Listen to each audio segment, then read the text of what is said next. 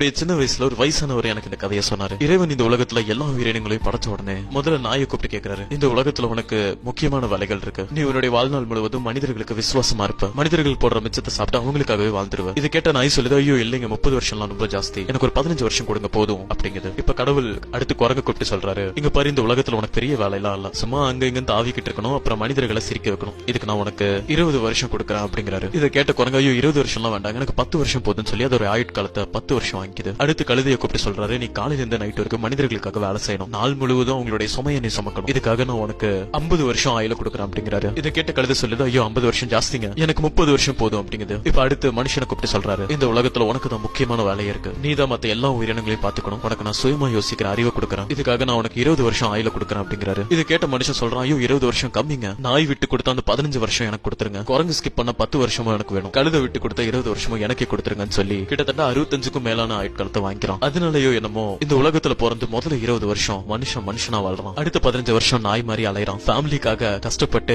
நாய் மாதிரியே ஃபேமிலியை காவலும் காக்குறான். இப்ப 35 வயசுக்கு வர அடுத்த 20 வருஷம் தன்னுடைய குழந்தைங்களுக்காக குடும்பத்துக்காக கழுத மாதிரி ராப்பகலா உழைப்பான், இருக்கிற மிச்சத்தையும் சாப்பிட்டு தூங்கிடுவான். இப்ப 55 வயசுக்கு மேல இருக்கிற வாழ்க்கை குரங்கு அங்க இங்க தாவற மாதிரி பசங்க மூஞ்சியை காட்டி துரத்தி விடுறதுனால ஒரு பையனுடைய வீட்டுல இருந்து இன்னொரு பையனுடைய வீட்டுக்கு மாறி மாறி தாவிட்டு இருப்பான். குரங்கு சேட்டை பண்ணி சிரிக்க வைக்கிற மாதிரி தன்னுடைய பேரும் பேத்திங்களுக்கு வயசான காலத்துல கதை சொல்லி சிரிக்க வச்சிட்டு இருப்பான். That's all.